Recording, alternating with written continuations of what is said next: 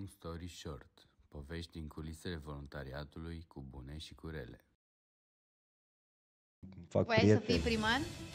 Nu, dar nici nu m-am gândit la asta la început. Am zis că hai să vedem cum e acolo, dar după când am ajuns, am zis că hai să o fac. Cum crezi tu că a influențat ce ai făcut și ce valori ai cunoscut, ce ai dezvoltat? Cum crezi că a influențat asta drumul tău către antreprenoriat? Cred că doar în bine. Dar acum când mă uit în spate, este foarte important să mergem cu pași mici. Să-ți planifici. Și să planificăm, da. Salutare, dragilor, și bine v-am găsit! Iată, suntem astăzi la un nou episod din podcastul nostru drag, Long Story Short, cu poveștile necosmetizate din lumea voluntariatului. Astăzi, un invitat surpriză alături de noi, un invitat care, ca toți ceilalți invitații, mi este foarte, foarte drag și mi este foarte, foarte la suflet, pentru că este unul din tinerii cu care am avut ocazia să lucrez de-a lungul timpului, poate chiar din prima generație de tineri cu care am lucrat în Asociația de Sprijin Comunitar AX, Antonio Șalaru, primarul tinerilor și astăzi un antreprenor de succes. Bine ai venit, Antonio! Cu cubau, că ați zis că e surpriză. Da! Bine v-am găsit, să rămână, doamna Loredana, mulțumesc frumos pentru invitație, chiar apreciez foarte mult că v-ați gândit la mine și sunt chiar mândru că sunt aici și mulțumesc frumos pentru introducerea frumoasă. Să știți că aceeași părere o am și eu față de dumneavoastră și vă mulțumesc că în ultimii ani chiar ați avut un rol foarte important în dezvoltarea mea personală și am devenit omul care sunt acum și datorită dumneavoastră. Hai să nu mulțumesc tare mult, mulțumesc, dar hai să nu ne complimentăm așa ca să nu să nu îndepărtăm publicul de noi. Stați pe aproape ca să vedeți ce povești aduce Antonio astăzi în podcastul nostru. Antonio, tu, așa cum spuneam, ai fost primar al tinerilor în Consiliul Local al Tinerilor în perioada 2013-2015. 2 ani de zile. Îți mai amintești perioada aia? Da, au fost printre cei mai frumoși ani pe care i-am avut până acum. Serios? Au fost, da, și au fost niște ani care mi-au modelat oarecum viitorul și fără de care nu cred că aș fi ajuns astăzi aici. În care am învățat foarte multe lucruri, am învățat să am, mi-am dezvoltat spiritul civic și chiar și spiritul antreprenorial, să zicem, datorită acelor ani. Să știi că avem o grămadă de întrebări despre asta. Sunt convinsă că o grămadă din tinerii care urmăresc astăzi podcastul nostru sunt interesați și de cum poate voluntariatul să aibă impact pe termen atât de lung, iată, inclusiv în zona antreprenoriatului. Așa că o să revenim la tine cu întrebare pe acest subiect. Dar până una alta, hai să mergem așa, să o luăm pas cu pas de la început. Spune-ne, te rog, cine este Antonio Șalaru de astăzi?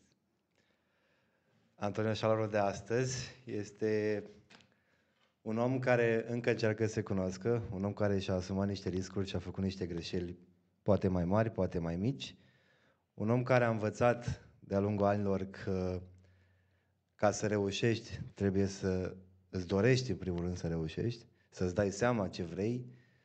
Este un om care până acum a muncit extraordinar de mult ca să ajung unde sunt acum, care am trecut prin bune, prin rele.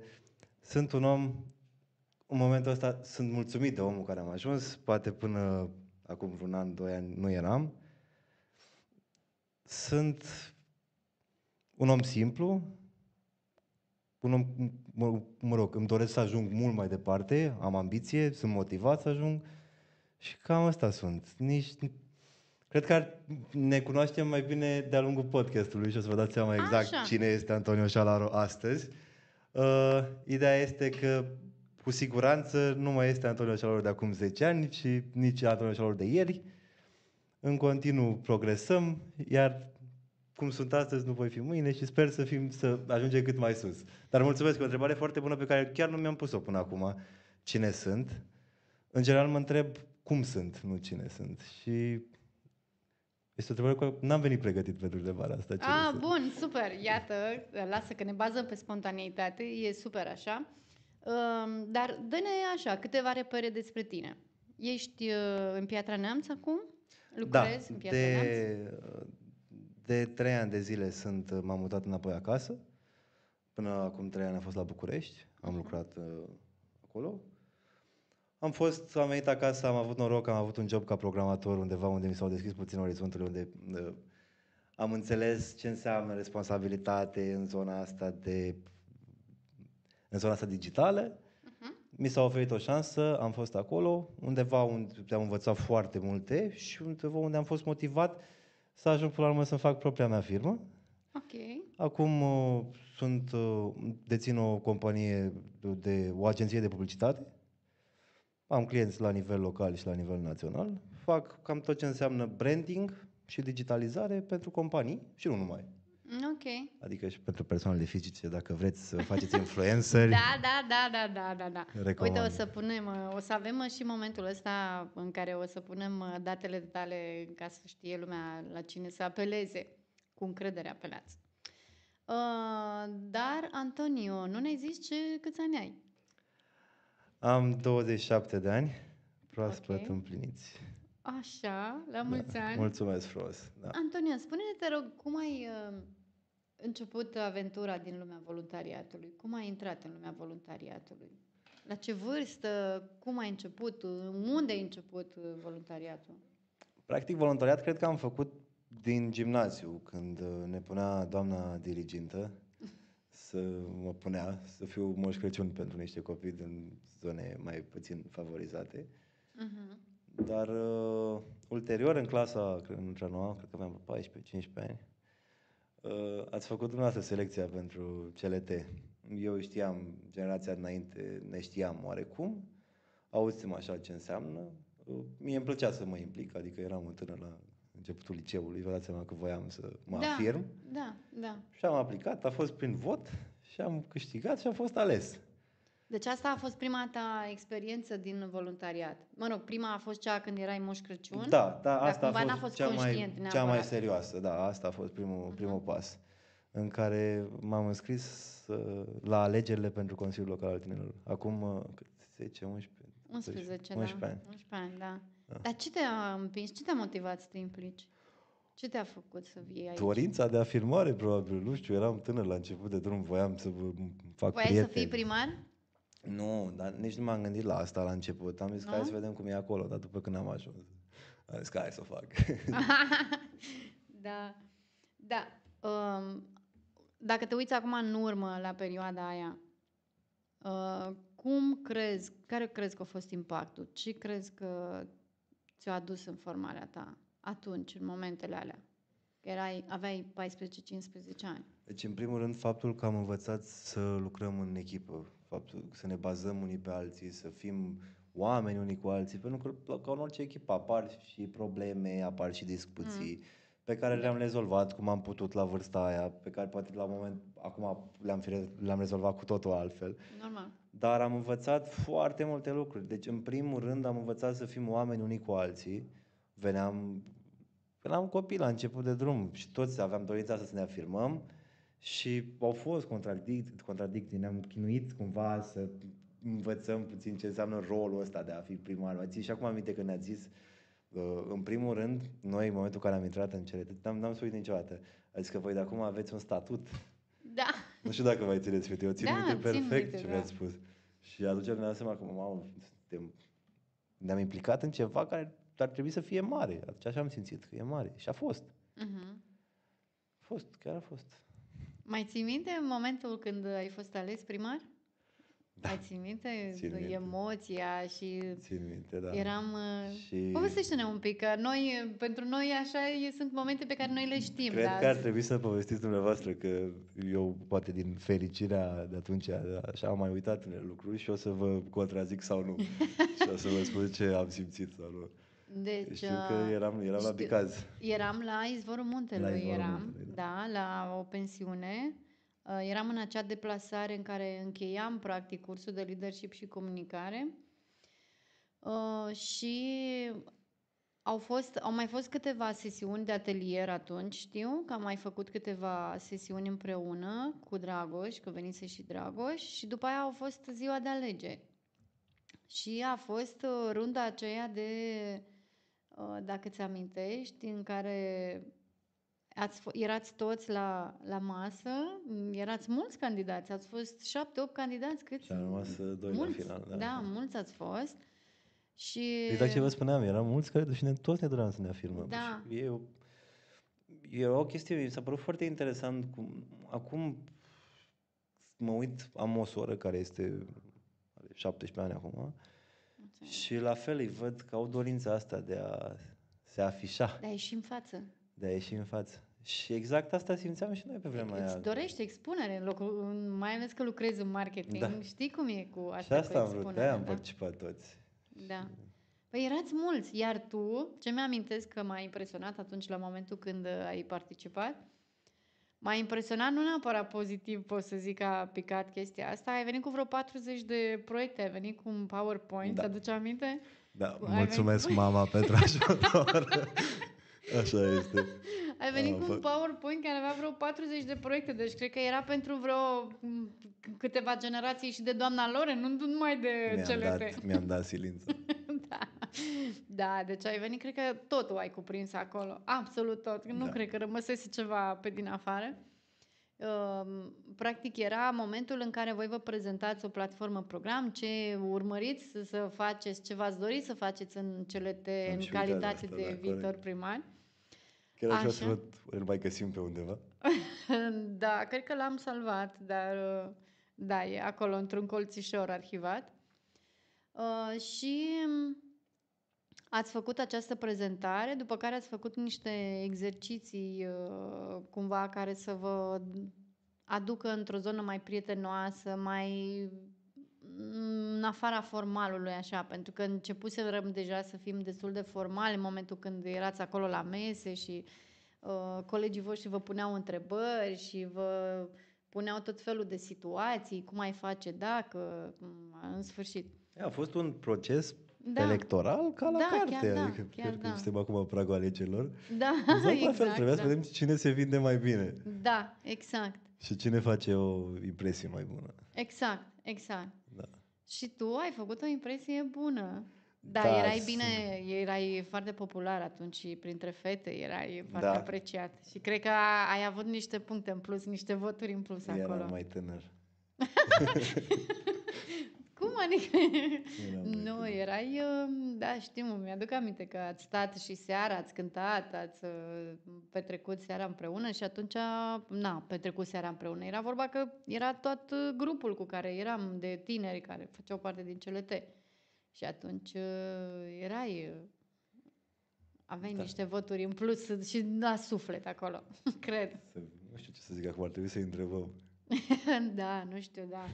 Dar te întreb așa, bun, ok, ai ieșit primar, dar chiar ai avut emoții atunci? Aduce aminte emoția de atunci și cum bucuria de atunci? Sincer? Da. Știam că o să ies. Așa. Dar eu jur că n-a fost nicio... Eu jur că n-a fost nimic mi-am dat seama pe parcurs. Nu, mi-am dat seama pe parcurs. Nu, vă dați seama că îți faci niște relații și poți să vezi în contextul în care rămăsesem doi pe atunci când la alegeri, puteai să vezi și să-ți dai seama cine e favoritul. Cu toate că, din punctul meu de vedere, Cătălin, cel care am candidat, a fost mai bine pregătit.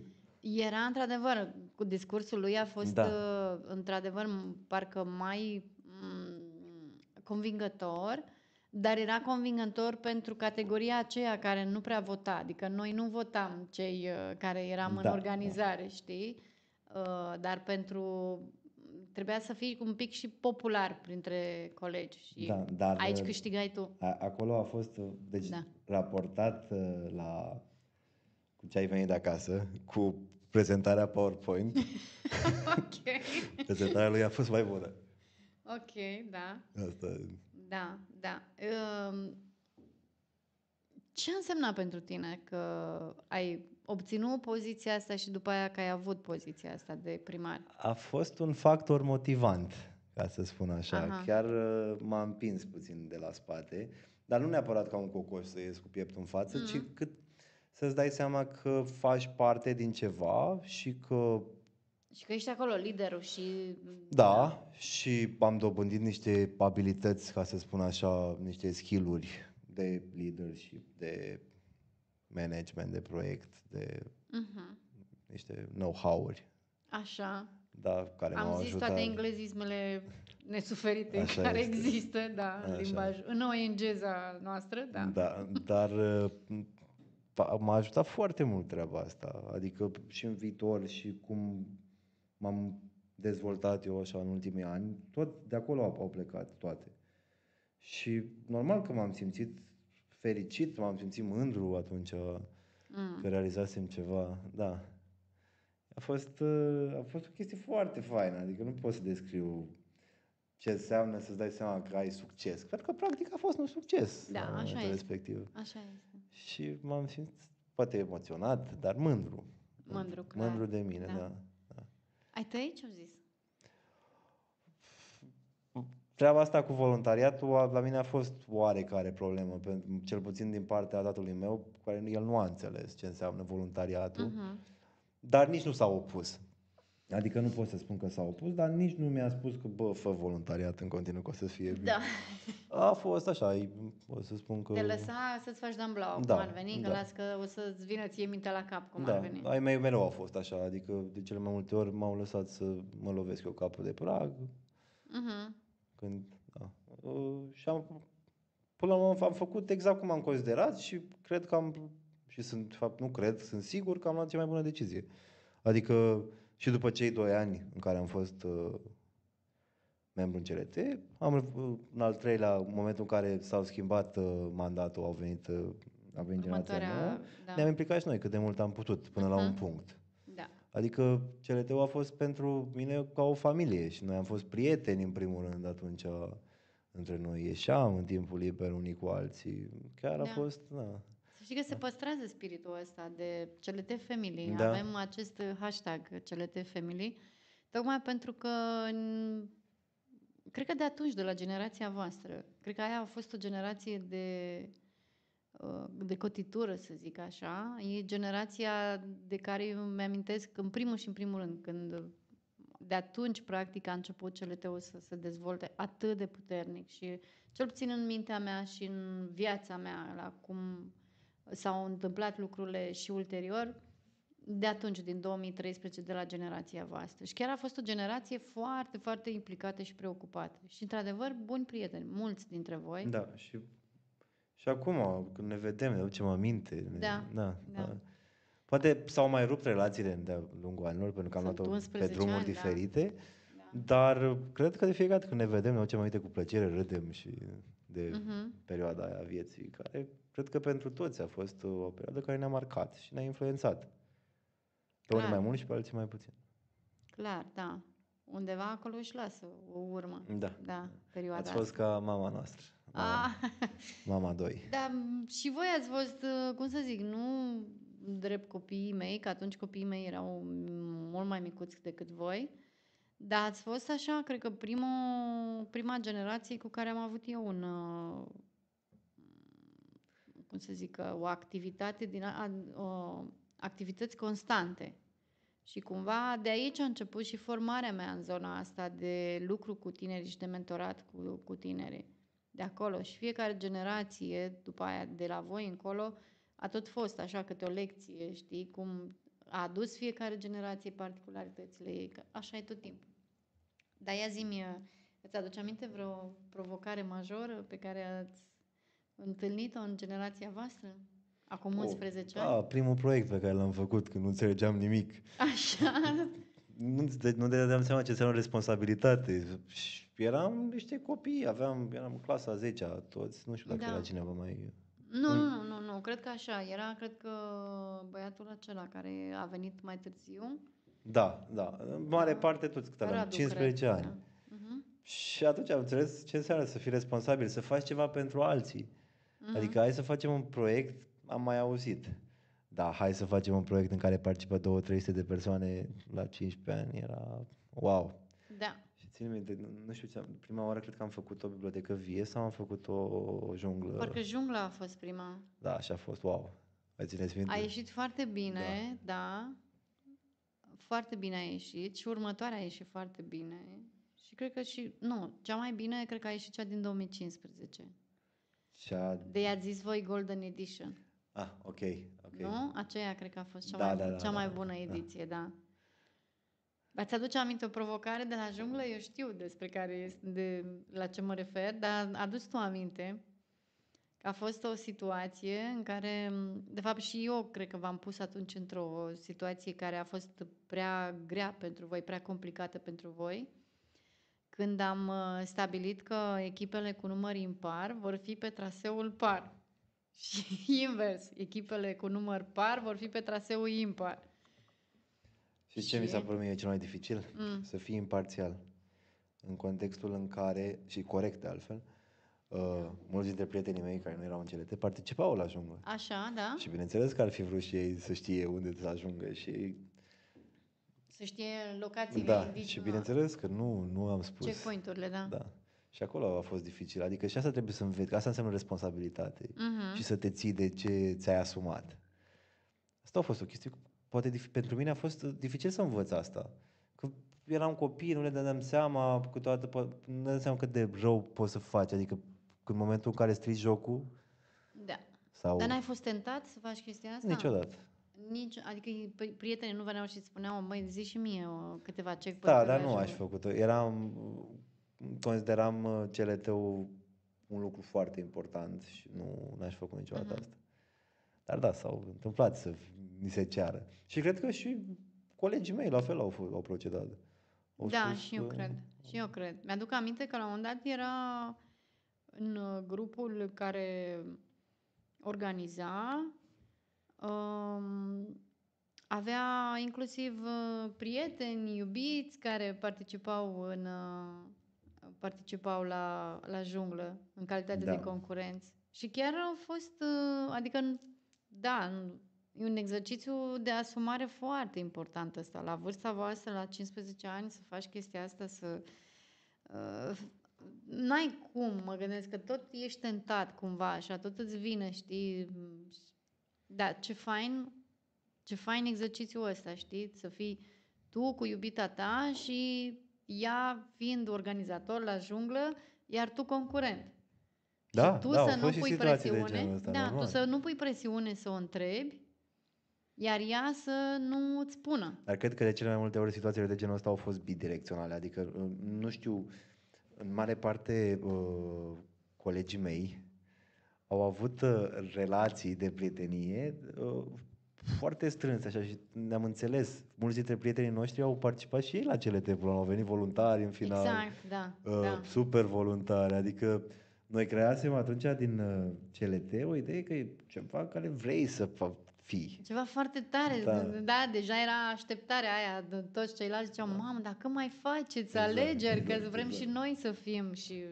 Știu că am avut și niște excluderi atunci din CLT, ți-aduci aminte? Da. Că am și exclus din CLT pentru, nu mai știu, erau niște încălcări din astea de regulamente, când absențe, nu mai știu ce au, da. Da, era... Da. Se crease o monarhie acolo. Nu neapărat. Nu era nicio monarhie, era democrație, nu era nicio monarhie. Dar îți amintești că atunci când ai predat ștafeta, le-ai spus generației care a venit că voi ați dus... Da. Ți-aduce aminte? Și sunt sigur că ei l-au dus și mai sus. Acum, când mă uit în spate. Da. Da, spuse, când am intrat noi în CLT, imaginea asta a CLT-ului nu era... Nu pot să spun că era un... Nu prea se știa de ce înseamnă. Și te întreba ce e aia CLT. Și noi, practic, exact ce vă spuneam, în contextul în care la final și prietenii noștri, toți și cunoștințele noastre au vrut să participe sau au înscris ca voluntari, ca participanți, ca super voluntari, ca consilieri, că la un moment dat știu că am mai scos niște locuri. Exact, da. Înseamnă că noi creasem din CLT un brand. Că tot vorbim despre. Da. Creasem un brand. Corect. De care știa foarte multă lume. Așa este. Respectiv. Da. Și asta, în momentul în care am spus că noi l-am dus de aici, înseamnă că i-am făcut pe oameni să înțeleagă ce înseamnă CLT. Iar ei, ulterior, l-au dus și mai sus. Pentru că, din punctul meu de vedere, generația de după noi a fost mai bună ca noi. Din ce mi-aduc eu aminte. Și proiectele au fost mai bune, cred că au fost mai muncitori. Cred că au fost mai Nu știu dacă neapărat mai muncitori, cât au fost foarte mulți creativi printre ei. Da. Și au avut și mai curajoși au fost cumva și practic au mers și pe drumul deja bătătorit de voi și au continuat proiectele care deja începuseră să aibă succes în generația voastră, Jungla Urbană, Biblioteca Vie, dar în același timp au venit și cu elemente noi. Dar și voi ați venit cu foarte multe elemente noi și mi-aduc aminte că mi-ar fi plăcut, de exemplu, să facem din ele o tradiție. Din păcate nu s-a întâmplat asta, cu festivalul CLT, de exemplu, cu acel lip up. Da. Da, Erau niște trenduri pe vremea Da, aia. da, da, da. Da, au fost și aveați, într-adevăr, așa cum zici, aveați și prieteni care erau foarte creativi și care erau săritori și vă ajutau cu foarte multe chestii. Numai la lip-up-ul ăla, dacă ne aducem aminte, când v-a ajutat băiatul acela care a filmat pe role și, Da, nu așa știu, este. a făcut un efort, din punctul meu de vedere, wow, senzațional. Asta exact aici voiam să ajung. Și ce am spus și mai înainte, s-a creat un brand. Iar brandurile atrag. Și asta se întâmplă de când e lumea asta. Așa, iată că ne mai dă Antonio din secretele marketingului. Business tricks. Da. Dar uite că am vorbit de Jungla Urbană și de voluntariat și mi-am adus aminte că la un moment dat, la o selecție de voluntari pentru Jungla Urbană, am avut 300 și ceva de aplicații, ceea ce este foarte mult. Foarte mult. N-am avut niciodată atât de multe. Da, v-a După rămas aceea- acolo, v-a rămas în minte că am avut... Da. Și voiam să te întreb acum, cum ți se pare că merge voluntariatul acum? Care e trendul, direcția în care se duce voluntariatul? Mi se pare că s-a pierdut puțin esența voluntariatului. Pentru că am ajuns într-un punct în care toată lumea aleargă după bani. Și suntem învățați să alergăm după bani. Și acest concept de voluntariat e înțeles greșit, pentru că voluntariatul, cu toate că nu ți aduce poate o fericire pe partea asta financiară, te dezvoltă pe alte planuri și ai de câștigat mult mai mult. Eu cel puțin nu aș da, dacă aș da timpul înapoi, aș face fix la fel. Și poate chiar mai mult și m-aș implica mai tare să învăț mai multe lucruri. Pentru că, din punctul meu de vedere, asta e cel mai important, să te dezvolți. Da. Și acum trendul este să ne focusăm pe tot ce înseamnă material și uităm de ce înseamnă suflet, de ce înseamnă mental, de cum suntem noi ca oameni. Și cred că din cauza asta s-a și pierdut din ideea voluntariatului. Acum sper să nu greșesc, dar din ce văd în jurul meu, nu mai e la modă să fii voluntar. Atunci era cool, eram voluntari cool. Da, acum e mai degrabă, nu neapărat că nu e la modă, dar e mai degrabă o necesitate pentru partea de portofoliu, să zicem. Uite, l-am avut invitat pe domnul Oniciuc, pe directorul Colegiului Național pentru Rareș, care ne-a și spus, de altfel, ne-a povestit despre unul din copiii cu care a lucrat, din tinerii cu care a lucrat și care ne-a spus că, practic, a reușit să ajungă la o universitate foarte mare, tocmai pentru că diferența a făcut-o experiența lui în partea asta non-formală. Da? Dincolo de pregătirea academică, pe care o au foarte mulți, partea de ce înseamnă voluntariat și cât de mult te-ai preocupat să dezvolți aici latura asta, a contat și contează, se pare, în străinătate foarte, foarte mult. Începe și la noi, în România, să conteze. Da. Din punctul meu de vedere ar trebui să fie ceva, o necesitate, nu ar trebui să fie ceva obligatoriu să faci voluntariat. Da, pierzi esența atunci dacă faci un voluntariat obligatoriu, știi, doar să, nu știu, să introduci așa ca o... Implicarea mai degrabă să devină, da. nu voluntar, pentru că voluntariatul e voluntariat, dar da, implicarea, să faci și altceva, și activități extrașcolare, pe lângă sport și să lucrăm și cu noi. Da, și ce văd eu că aduce nou voluntariatul este partea asta în care tu, efectiv, fără să te împingă neapărat cineva de la spate, pur și simplu înveți să te încadrezi în timp. Înveți că ai un proiect în care ai resurse limitate, nu ai bani, trebuie să duci după sponsorizări. Da, adu-ți aminte ce înseamnă. Înveți ce înseamnă un buget și să respecti un buget. Exact. Înveți ce înseamnă un buget, te duci la sponsorizări, te duci la sponsori care sponsori. Adu-ți aminte experiența, că doar ai fost atunci cu dosarul în fața sponsorilor și le-ai prezentat proiectul. Da, și trebuie să faci o prezentare și trebuie să-i faci să aibă încredere în tine, dar pe bună dreptate, adică nu... Să-i convingi, da. Da, și să le arăți că vrei să faci ceva care ajută, nu... Util, exact. da. Și de impact și mai ales, că tot vorbim de marketing, tot la marketing ne întoarcem, trebuie să știi și cum îi vinzi omului, cum îl atragi pe om, în așa fel încât el să înțeleagă și care e beneficiul lui din toată treaba asta. Da. Am avut o experiență de genul ăsta, dacă mai țineți minte. Eu știu despre ce e vorba, dar pe toți o experiență pe care pe mine chiar m-a ajutat, adică ulterior am aplicat ce am învățat acolo și în viitoarele mele întâlniri, ca să spun așa. Adică cu sponsorii. Cu sponsorii, da, și nu numai. Pur și simplu atunci am învățat să fim serioși, că cred că și asta contează și cum te prezinți, contează inclusiv cu ce te îmbraci, adică nu trebuie să te duci chiar cu blugi rupți. Da. Și a fost un lucru formal, ca să-i spun așa, serios, în care trebuia să fim... Oficial. Da, semi-oficial, da, să fim prezentabili. Ați convins? Și să convingem. Nu mai țin minte, sincer să fiu. De convins ați convins, dar cred că a contat și faptul că unul din tinerii prezenți acolo era băiatul sponsorului. Așa este. Nu știu, sincer să cred că și asta a fost o experiență foarte faină. Da. Acum că mă uit în spate, am învățat o tonă de lucruri. Da, amuzant. Tu, de exemplu, acum dacă tot așa ne gândim la acea perioadă, ce ai schimba? Ce ai face diferit? Că bănuiesc că sunt și lucruri pe care le-ai fi făcut diferit. Dacă aș încerca, cred că pe vremea aia am dobândit acest... Începe să cer ajutorul. Când nu știu ceva, să spun că nu știu să fac asta. Sau când simt că mă pierd, să-mi spun și eu, să bat pe umărul din dreapta mea și să spun că ajută-mă. Uite că am problema asta.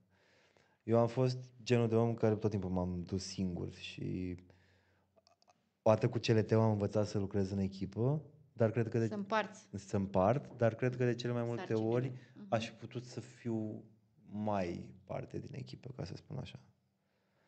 Că dacă am avut vreodată vreo problemă, am ținut-o pentru mine și nu am prezentat-o și cred că sunt mulți tineri care fac asta în continuare.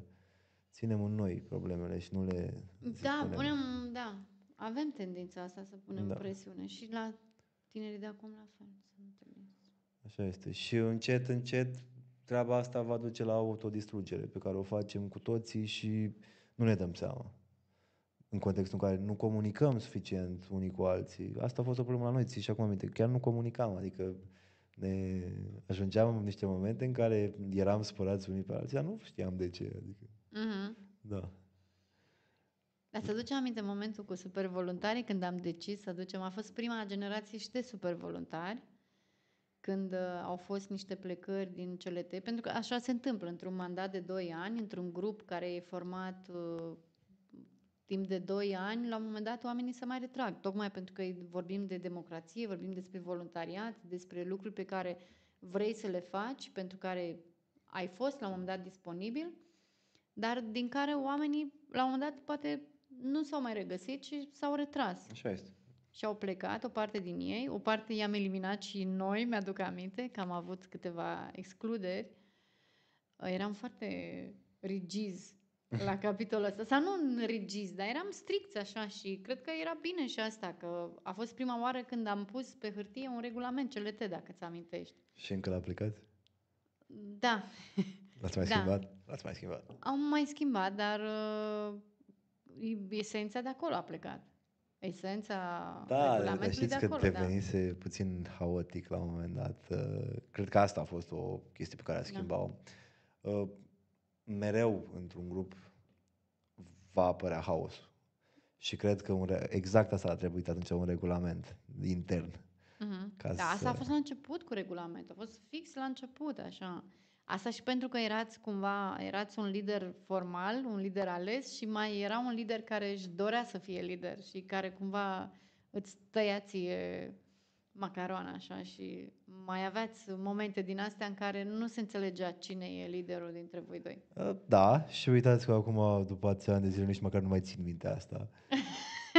Adică, poate la momentul respectiv a contat, dar în final, cred că sunt niște lucruri normale, dorința asta de afirmare și asta se Da, va clar. întâmpla mereu. Da, e peste tot. E peste tot asta.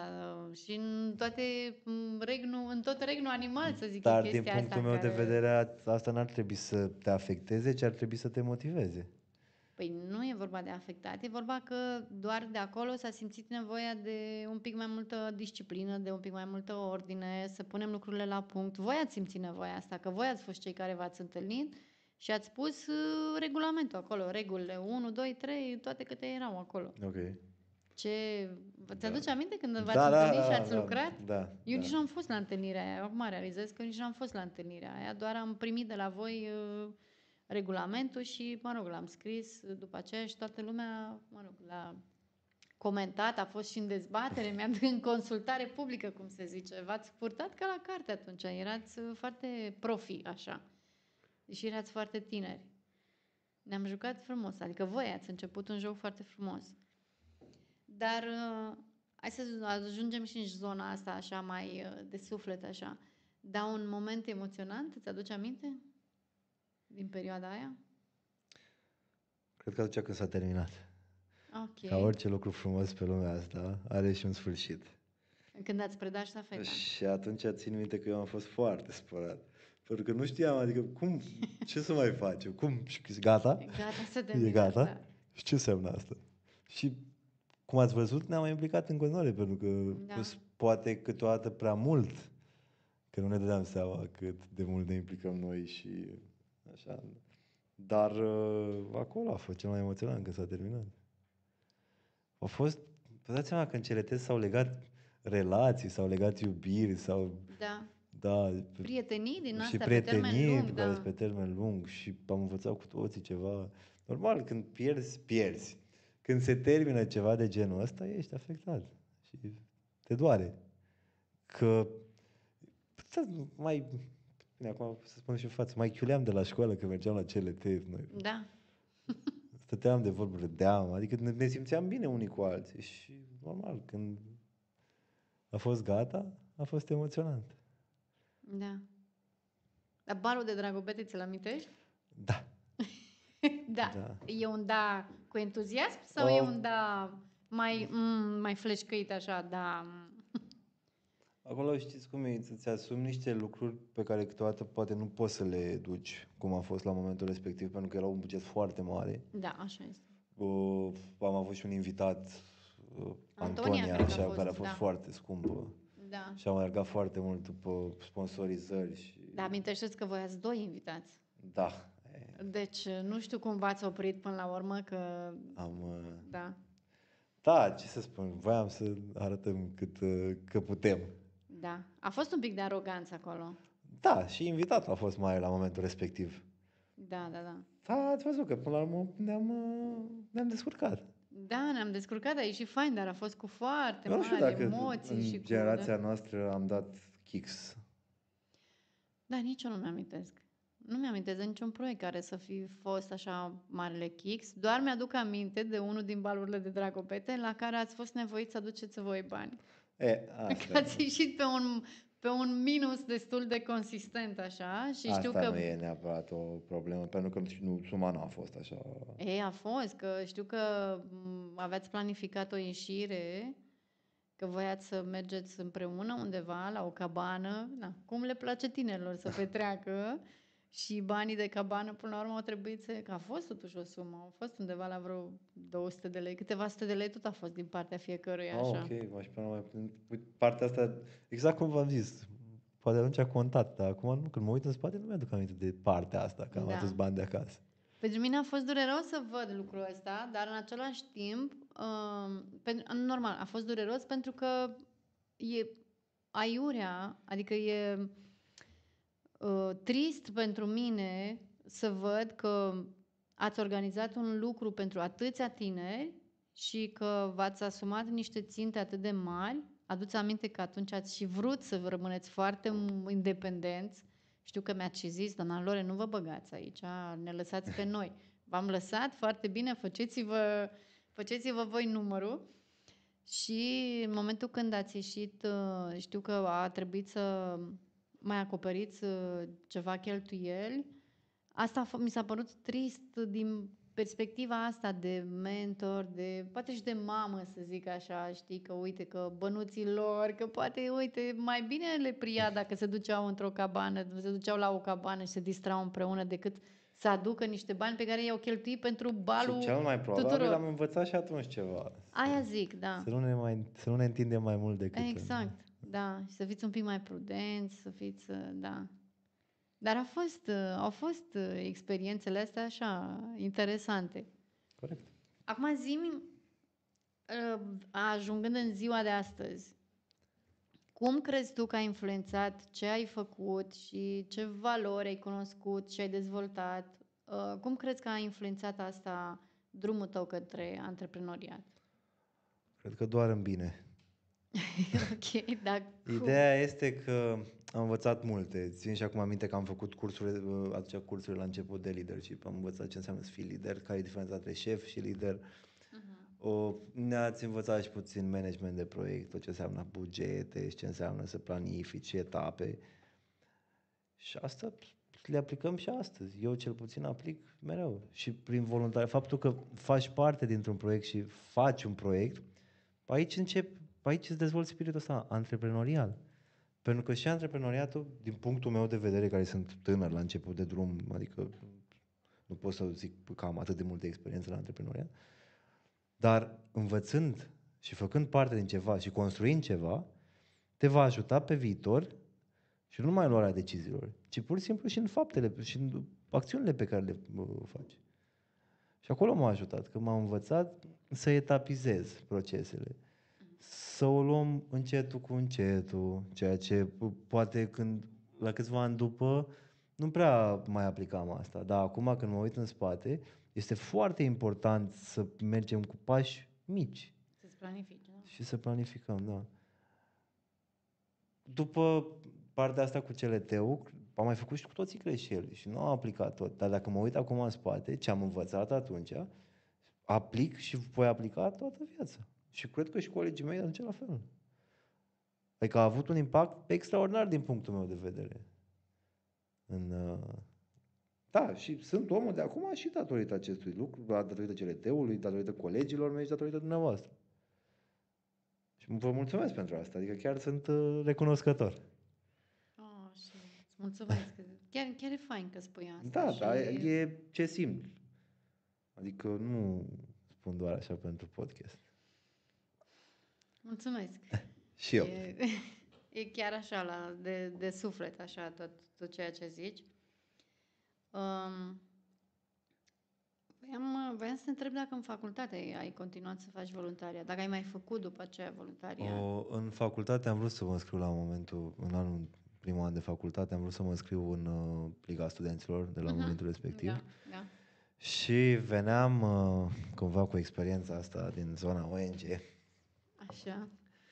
Pe care am înșirat-o acolo și care n-a contat. N-a contat? Nu, și nu am fost acceptat atunci. A fost primul eșec pe care l-am avut în facultate. Dar de ce crezi că n-a contat? Ai primit o explicație? Nu am primit niciodată o explicație, pur și simplu nu am fost acceptat în Liga Studenților. Okay. Venind cu experiență de zona asta. Păi mă gândesc că aveai un background foarte consistent. Aveam mai ales așa și n-am știut niciodată de ce, nu mi s-a spus niciodată de ce. Nici n-ai întrebat, nu? Nici nu. Puteai să contești? M-am și supărat puțin.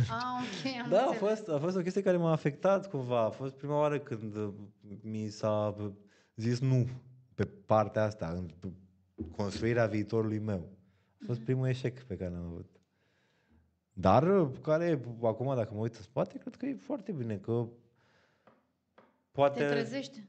Da, te trezești. Îți dai seama că viața când e roz, se mai face și neagră. Da, dar A fost- e de neînțeles, adică nu... Nici eu n-am cred că înțeles, dar cred că ar fi ajutat dacă primeai o explicație Da. atunci. Știi? De ce aplicația ta... Ați fost mai mulți candidați pe un singur loc sau pe un număr limitat de locuri? participam pe un singur pe un departament, adică era un departament în care erau înțeles. foarte multe locuri. Pur și simplu, nu cred că... Poate nu le-a plăcut de mine. Ați avut... În ce a constat aplicația, selecția?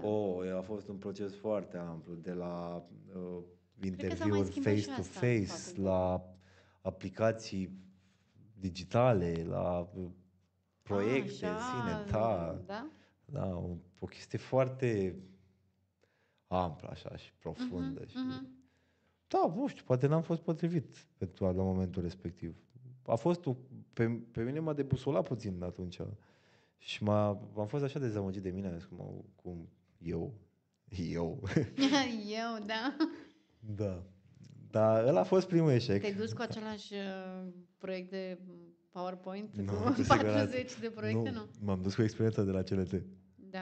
Da, nu știu, și mie mi se pare de neînțeles, că aveai totuși un background foarte serios. Da, acum nu putem să știm, că la momentul respectiv chiar nu adică m-a afectat, dar nu atât de tare încât să întreb. Bine, întotdeauna am fost un om care câteodată când am simțit că nu sunt dorit undeva, am preferat să plec. Și că Așa. tinerii de acum sunt mult mai vocali. Ei se Da. revoltă mai Dar mult, cer mai multe explicații. De ce s-a întâmplat așa? da, acum la momentul respectiv că am făcut o greșeală, că așa e, corect ar fi fost să întreb de ce. Da, să ceri o explicație. Da. Și în final, pur și simplu, am ajuns cu lucru care nu m-a mai interesat. Adică mai făceam voluntariat cu dumneavoastră, mai veneam voluntar la echipa la CLT-ul nou, care era în ultimul an. Și după s-a pierdut așa puțin din esența voluntariatului. Păi bine, ai intrat și tu pe o altă direcție. Adică deja ai început să lucrezi, cumva erai într-o perioadă în care erai preocupat de asta mai degrabă, deveneai un tânăr angajat, erai deja. Da, așa este, doar că v-am zis, la momentul ăla, chiar dacă nu m-a mai interesat, cred că a fost o dezamăgire destul de mare, pentru că știu că am pierdut puțin din dragostea asta pe care am avut-o față... Din motivație? Nu neapărat din motivație, din dragostea asta pe care am avut-o față de voluntariat. Că pe mine dacă mă întrebai atunci, Antonio, care sunt hobby-urile tale?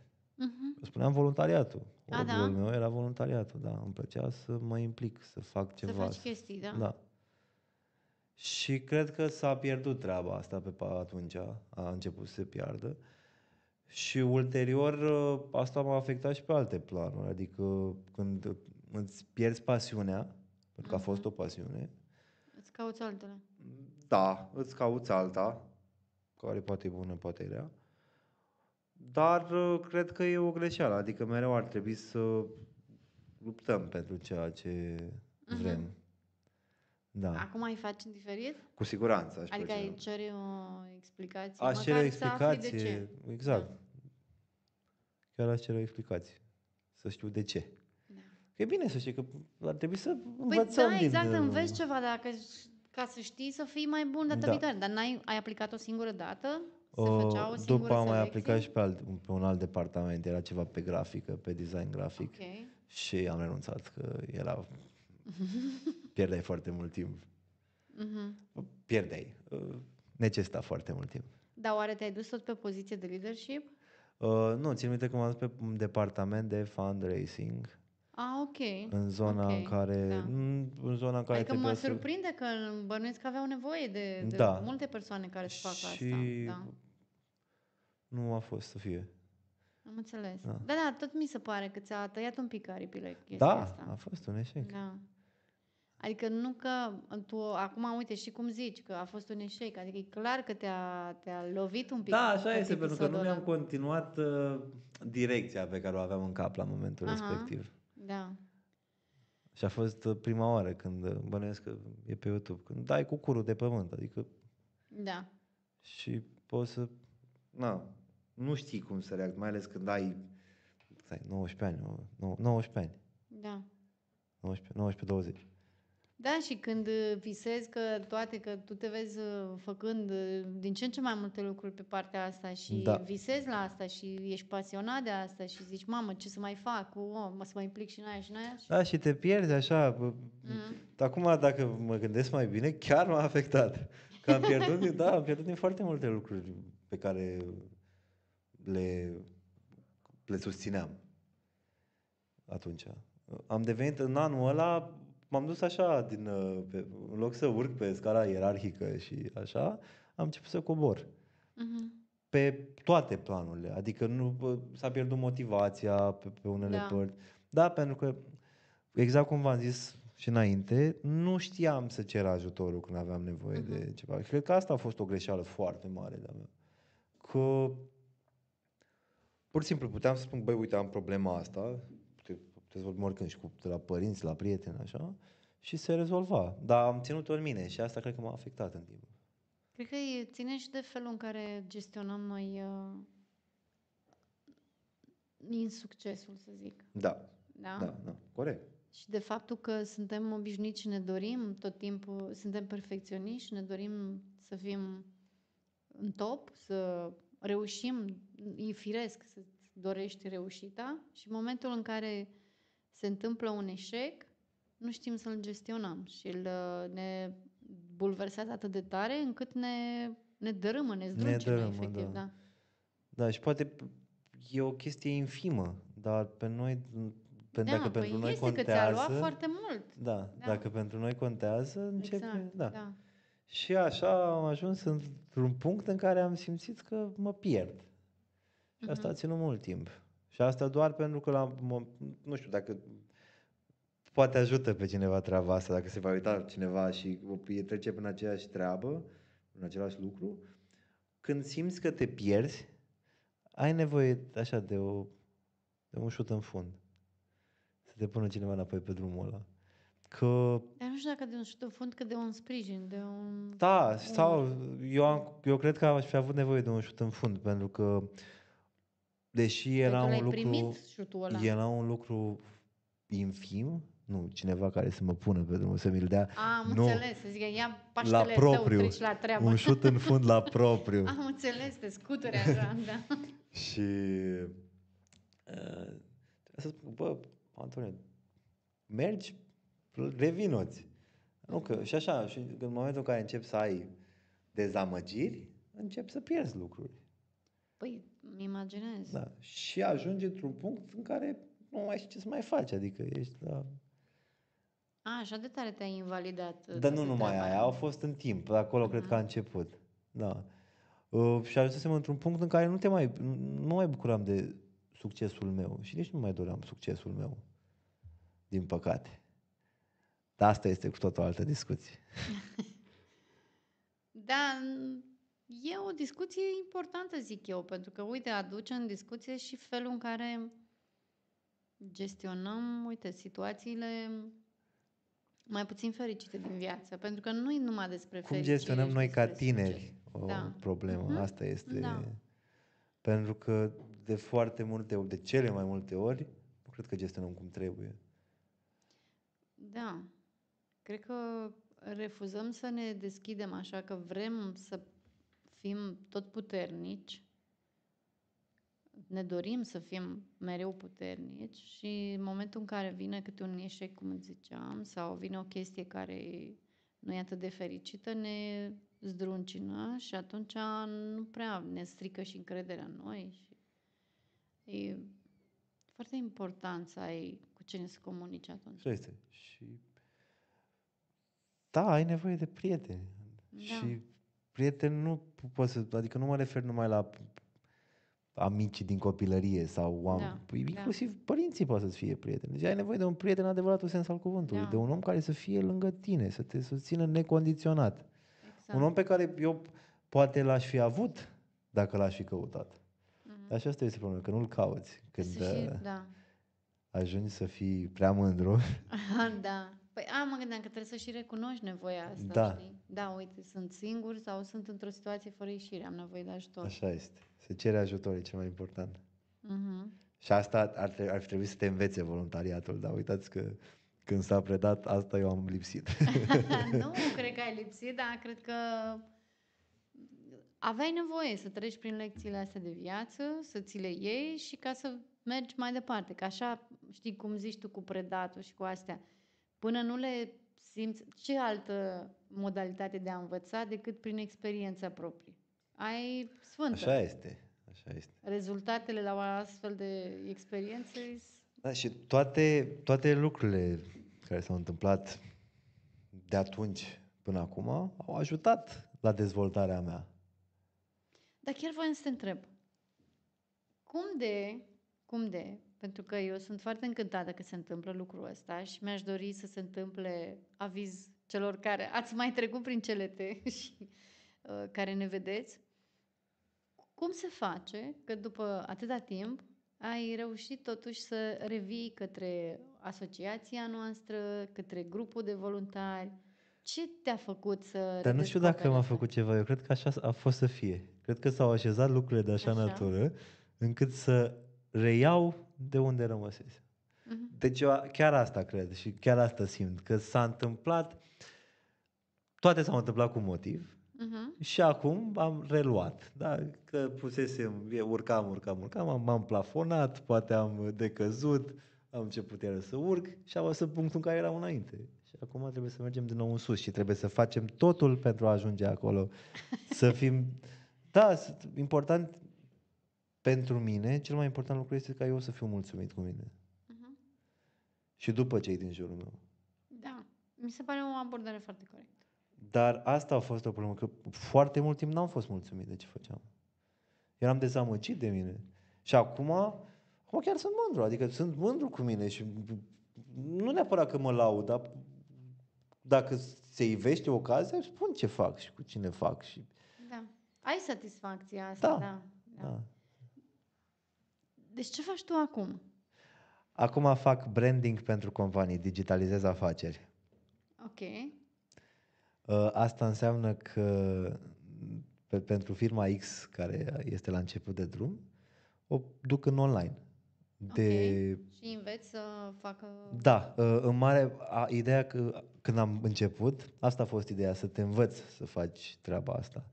Dar fiind toată lumea foarte ocupată și Normal. există o lipsă de timp, de cele mai multe ori le fac eu. De la partea de social media, la partea de PR, la dacă au nevoie, au un site care are probleme, îi mai ajut să rezolvăm site-ul, le fac site-ul. Adică, Aia voiam să zic, hai să le zicem concret. Ce anume faci? Faci site-uri? da, fac social faci, media. Faci adică postări, faci social media. Faci postări, Da, faci pe conturile oficiale ale fac de branding, business, da? fac branding, fac PR, adică dacă ai nevoie de cineva care să te reprezinte în media, poți să te reprezint în media, sau dacă ai nevoie de cineva care să-ți facă textul pentru media. Adică asta zic, faci textele Da. pentru postări. Mhm. Lucrez cu oameni care fac grafică Ok. pentru Ok. firmele cu care colaborez. Mă rog, colaborez cu oameni care fac grafică pentru firmele cu care lucrez. Ok. Așa, fac și consultanță, adică dacă ai nevoie de un tool, de un instrument pentru afacerea ta, poți Te să referi la ajut. unul digital, nu? Da. Și multe altele, adică Da, normal. da, tot ce înseamnă branding, adică ce înseamnă afacerea ta în online, eu mă ocup de asta. Inclusiv Bun. dacă ai nevoie de un catalog de produse, pot să te ajut să faci un catalog de produse. Da, fac foarte multe lucruri și deja simt nevoia să mai lucrez cu cineva, așa că caut parteneri. Follow me on Instagram. Ok, o să punem acolo, o să punem și Da. datele tale ca să te caute lumea și discutați. Asta este un lucru pe care l-am dezvoltat datorită CLT-ului. Eu nu caut să angajez acum. Caut parteneri. Adică putem să... Cu care să împarți. Cu care să împart, da. Da. Mm. Da. Și să câștigăm amândoi. Pentru că, da, fac foarte multe lucruri și deja simt nevoia să în domeniul meu este loc pentru toată lumea. Clar. Și contează cine o face cel mai bine. Da, da. Chiar vreau să te întreb, cum pare că faci foarte multe lucruri Da. la o vârstă atât de tânără, atât de mică, să zic așa, faci o grămadă de chestii și chiar vreau să te întreb, de cât crezi că ai succes la momentul ăsta? De cât timp ai deschis afacerea ta? Lucrez cam de 1 an de zile la Mhm. treaba asta, dar doar pe asta cred că am vreo 6 luni. Dar în astea 6 luni încă nu mi-a spus nimeni că greșești. Dar sunt și omul care este foarte motivat să se afirme acum. Adică îmi dau toată silința, iar în momentul în care simt că ceva nu merge, întreb ce părere au și unde cred că greșim. Și oricând am o problemă, apelez și la altcineva și le spun că am o problemă, Iată. poți să mă ajuți. Iată, da. Iată că... Și cred că ăsta este secretul succesului, ca să spun așa, succes. E poate prea mult spus, dar secretul meu este că nu mai sunt singur. Adică apelez la oricine știe mai mult decât mine. Și poate să te ajute. Și poate să mă ajute, da. Și, Super. și nu neapărat prieteni, adică inclusiv contra cost. Că sunt relații B2B pe care le avem sub formă de contract acum. Da, super. Ai profit, să câștigă bine în domeniul ăsta la momentul ăsta? E bine. E bine. E bine, zic așa și pentru tineri, că asta cu marketing mulțumit. online e la foarte mulți tineri, Da, clar, da. peste tot găsești. Dar eu cursuri prefer și să astea. spun că nu fac doar marketing online, prefer să spun că digitalizez afaceri. Și oameni. Da. Deci se câștigă, se poate. Da, eu sunt mulțumit. Mereu e loc de mai bine, doar că sunt mulțumit de mine. Știi ce fac? Acum, depinde fiecare ce înțelegem prin se câștigă bine. Și cum suntem noi, depinde ce cheltuieli.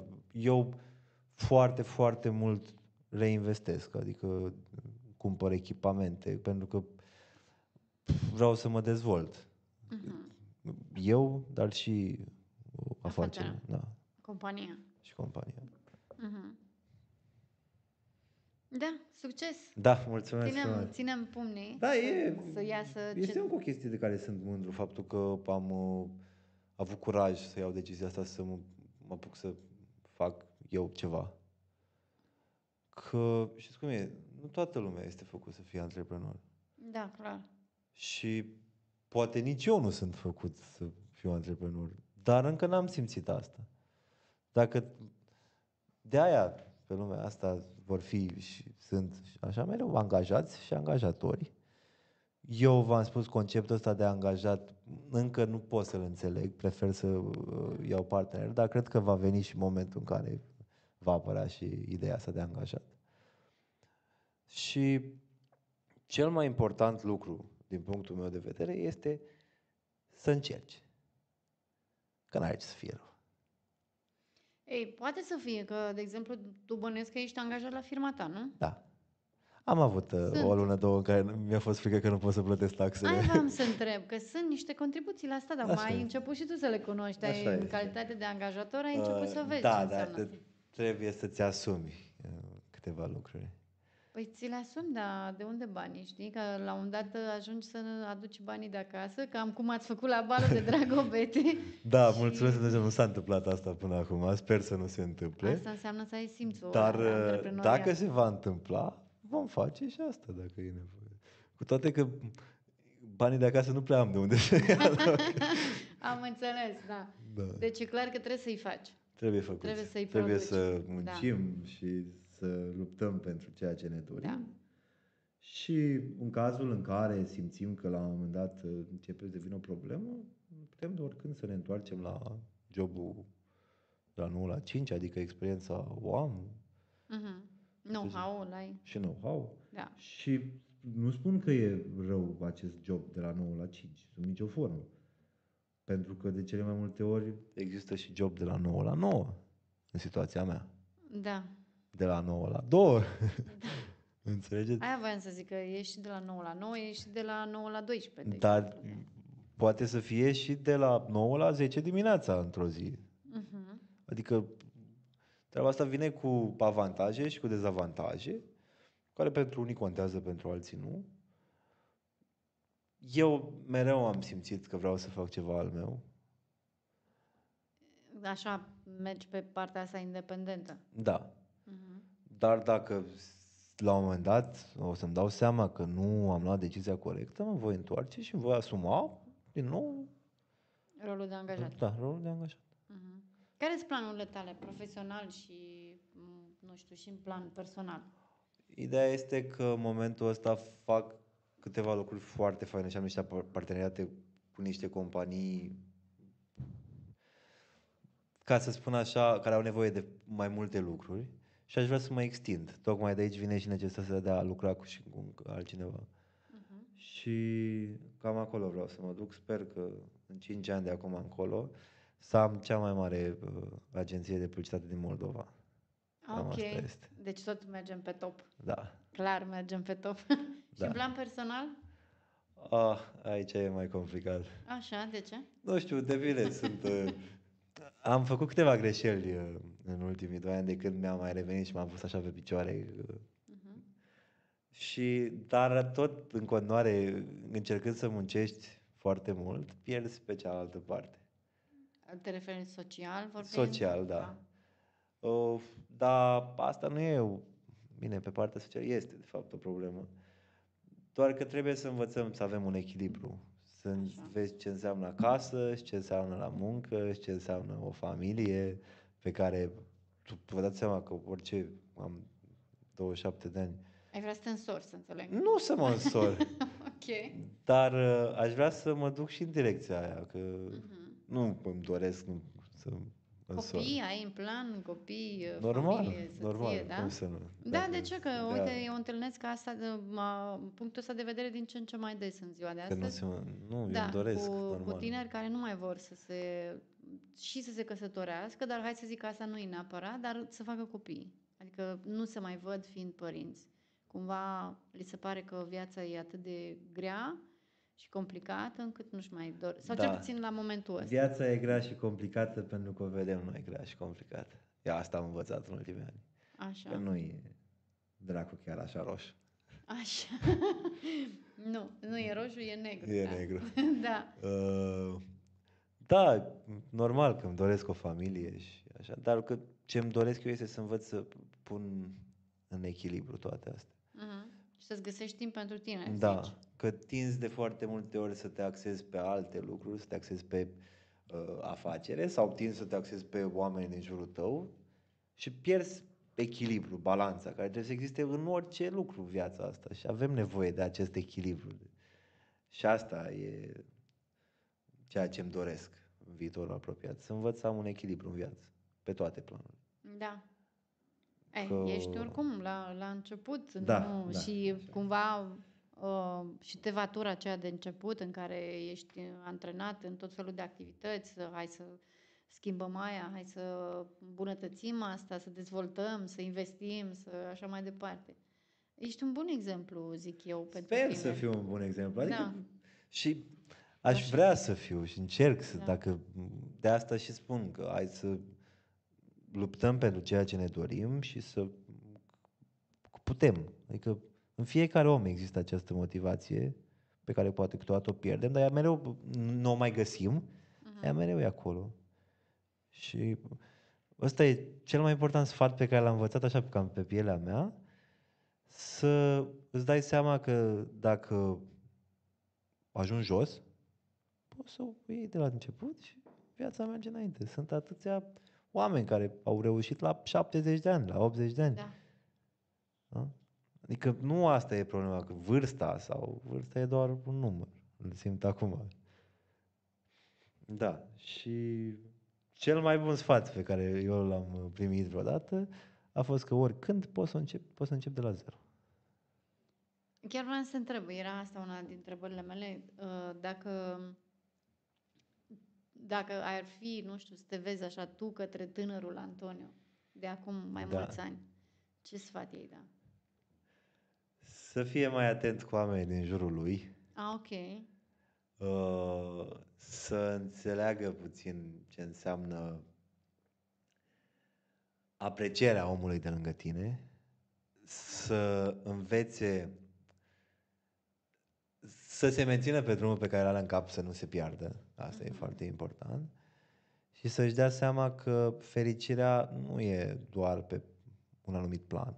E pe toate planurile. Adică trebuie mereu să fim, să fim în echilibru. Ce am spus și mai înainte. Cred că am asta.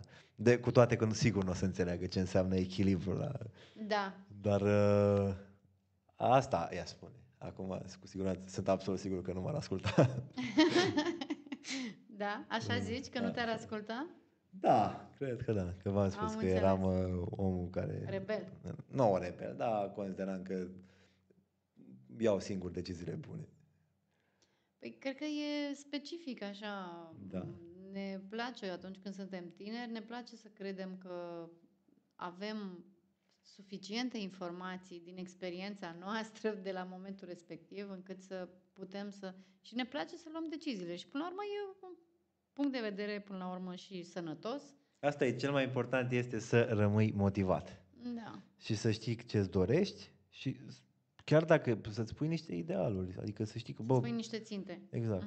Bă, asta vreau eu să fac cu viața mea și să nu pierzi asta. Da. Cum te distrezi tu? Ce-ți place să faci în timpul liber? Ce-ți place, nu știu, când ai puținul timp liber, așa? Ce-ți aduce energie pozitivă? În ultimul timp am început foarte mult să socializez. Așa. Pe toate planurile. Adică îmi place... Te duci la grătar, ceva, ce ești cu prietenii? Mergem la șprițuri, la grătar. șpriț, da. Ok. Nu, vă dați seama. Adică, la petreceri? Ba da. Nu. Păi da, de ce nu? Adică, ești major, adică ai 27 de ani. E important, e foarte important să socializez, e foarte important, am început și eu să fac sport pentru că în ultimii ani am luat niște kilograme în plus, m-am lăsat și de fumat, lăsați-vă de fumat. Da, corect, lăsați-vă de fumat. Lăsați-vă de fumat. Ok. Așa, am deja un an jumate de când nu mai fumez. Bun, bravo, Au trecut felicitări. 10 kg de atunci. Ok, lasă, că o rezolvăm și pe asta. Așa. Ok. Și mai merg, mă duc la sală, joc tenis de masă cu prietenii mei, socializez.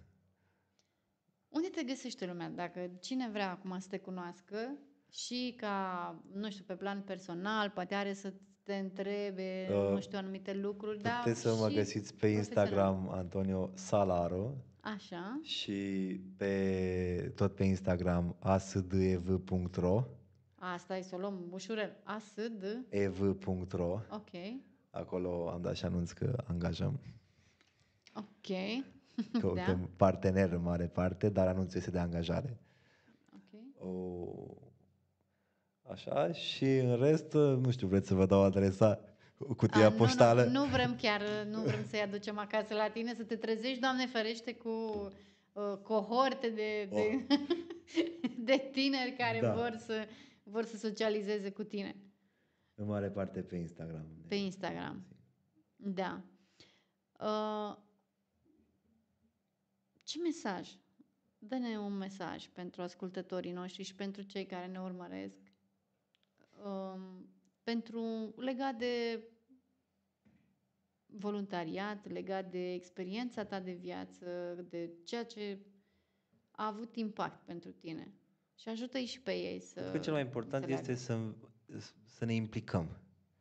Să ieșim puțin din zona noastră de confort, să ne depășim puțin așteptările noastre față de noi și pe partea asta de voluntariat să ne implicăm, să facem voluntariat, să ne dezvoltăm o pasiune poate din asta. Și nu neapărat o pasiune, dar e bine să ieși puțin, exact cum am spus, din zona de confort și să înveți că nu tot ce contează e lângă tine. Poate e un pic mai departe ce contează. Poate nu-l vezi.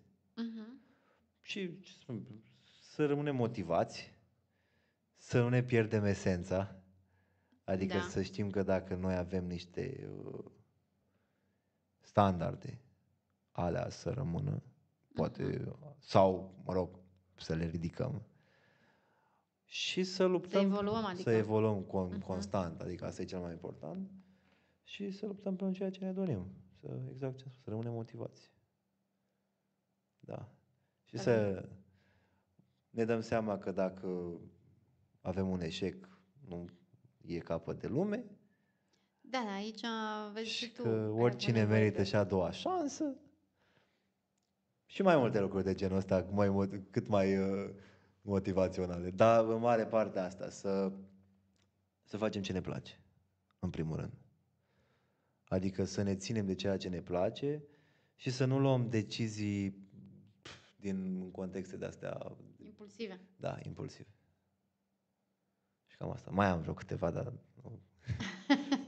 Oricum, ne-ai dat suficient Pot să acum. vorbesc despre motivație, dar asta nu sunt doar vorbe, pentru că am învățat să mă motivez și pe mine în timp. Dar cred că aș plictisi. Adică, în mare parte, trebuie să, pur și simplu, să învățăm să ținem capul sus. Ok. Capul sus, dragilor, după cum Da. v-a zis Antonio. Antonio, cam asta a fost pentru astăzi. Mai am o rundă foarte, foarte scurtă de întrebări rapide. Și vreau să te întreb acum, ca să încheiem așa într-o notă un pic mai relaxată, să zicem. Am câteva întrebări. Cafea sau ceai? Smash or pass. Da, cafea sau ceai? Cafea. Mare sau munte? Munte. Filmul preferat? Oh, nu, pas. Nu știu să răspund la asta. Ok. Cartea care te-a inspirat cel mai mult? Cartea pe care am primit-o de la Dragoș în clasa 9. Dragoș. Știi că eu nu știu niciodată, n-am știut niciodată ce carte e aceea. Da. Deci ai primit atunci când ai intrat în CLT și ai fost ales primar, ai primit o carte de Se la... numește Secretele Succesului. Și bun. pe care am citit-o, n-am citit-o atunci, am Așa. citit-o acum un an jumate. Și chiar m-a ajutat. Super. Da. Deci, și Dragoș a fost un om care a fost foarte important în dezvoltarea mea de atunci. Și chiar de acum. Da. Vacanța ideală? Undeva unde e și mare, e și munte. Ok. Așa. E pe partea asta exotică, Unde de lux, nu e opulență. nici cald, nu e nici frig. Nici suspin. Nu, dar ești pe zona de opulență sau e ok sub și la nicio port formă, și la... nu. Cea mai bună mâncare se vorbește acolo unde se mănâncă acolo unde nu se vorbește engleză. Așa. Deci undeva mai retras, așa, unde ne putem relaxa. Și să fim noi cu noi și să ne împăcăm gândurile și să ieșim puțin din cotidian. Noi cu noi înseamnă tu cu încă cineva sau noi Da, cu noi? nu e nicio problemă, că nu s-a așa de E în regulă, da? Da. Dacă vrea cineva să meargă în vacanță cu mine. Ok, da. Eu ți-am spus că o să fie bine că ne-ai dat adresa, că o să vină cohortele de tinere după aceea să se înșire. Da, ești și un antreprenor de succes, ești și foarte Nu, sunt un antreprenor la început de drum care își dorește să aibă succes. Da, dar ai totuși câteva succese. Ai deja câteva luni în care ai reușit să-ți plătești contribuțiile la stat. Mare lucru. Păi da, e chiar mare lucru, da. Singur sau cu prieteni? Complicat. Câteodată singur, câteodată cu prieteni. Echilibru. Da. Da, la restaurant sau să-ți gătești? La restaurant. Așa, dar... Da. Cred că s-a mai înjumătățit din numărul de fete care ar fi venit către tine. E complicat să gătesc. Da? Nu-ți place? Ba da, îmi place, doar că nu știu, nu am imaginația asta necesară de a... Știți că trebuie. Adică poate am... Sunt atâtea tutoriale acum pe YouTube, e foarte simplu. Da. Adică orice pare extrem de simplu. Te uiți pe un video și poți să o iei de la capăt. Va urma, mă voi înscrie la un curs. Ok. Deci, iată, mai există o șansă. Mai există o șansă, da. Dragilor, cam asta a fost. Antonio, îți mulțumesc tare mult. Și eu vă mulțumesc. M-am bucurat tare mult de prezența ta astăzi. Sper că te-ai simțit și tu bine. Da. Și a fost o discuție normală pe care noi doi am mai avut-o. Da. Adică nu m-am simțit ca și cum aș fost la podcast. Și sper că asta e de bine. E de foarte bine. Da, și sper să ne mai revedem. Și așa, și... Da, cu certitudine ne vom revedea. Dragilor, mulțumim frumos că ați fost și astăzi alături de noi. Nu uitați să dați acolo click pe clopoțel, să vă abonați la canalul nostru, să ne scrieți în comentarii ce v-a plăcut, ce nu v-a plăcut, ce ne propuneți să facem în episoadele următoare. Eu am fost Loredana Dinu, gazda voastră de astăzi și ne vedem cu drag data viitoare la poveștile noastre fără filtru. Pa, pa! Faceți voluntariat, că vă ajută și țineți capul sus. Ne vedem pe Instagram la Ax Piatra Neamț și Antonio Șalaru.